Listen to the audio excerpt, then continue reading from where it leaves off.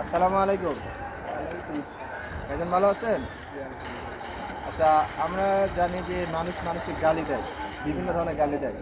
এই গালির ব্যাপারে মানুষ যদি জানতো, যেমন কুকুরের বাচ্চা বলেন, তাহলে সেটা আপনার উপর আল্লাহ তাআলা নির্ধারিত করে দিবেন। বুঝছেন? যেমন একটা হাদিস বলি যে আসলে সবচাইতে বড় সাহাবী ছিলেন হযরত আবু বকর। কি নাম? আবু বকর রাদিয়াল্লাহু আনহু।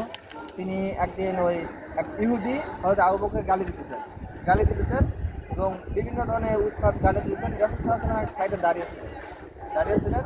তখন আবু বকর চুপ করেছিলেন এবং আল্লাহ রাসূল সাল্লাল্লাহু আলাইহি ওয়াসাল্লাম মুস্কি মুস্কি হাসতেছিলেন। যখন আবু বকর রাদিয়াল্লাহু তাআলা আনহু ওই গালির প্রতিবাদ করলেন, তখন আল্লাহ রাসূলের মুখখানা মলিন হয়ে গেল, বেজার হয়ে গেলেন। তখন কিছুক্ষণ পর আল্লাহ রাসূলকে যা বলেন, ইয়া রাসূলুল্লাহ, আবু বকর বলেন, ইয়া রাসূলুল্লাহ, আপনি একটু আগে হাসলেন, আবার একটু পর মুখখানা মলিন হয়ে গেলেন, বুঝলাম না। আল্লাহ রাসূল বললেন, হে আবু বকর, তুমি যখন গালিগুলো শুনছিলে আর ইহুদি যখন তোমার গালি দিতেছিল, তুমি যখন গালিগুলো শুনছিলে, তোমার পক্ষে ফেরেশতারা প্রতিবাদ জবাব দিতেছিল। কি দিতেছিল? জবাব।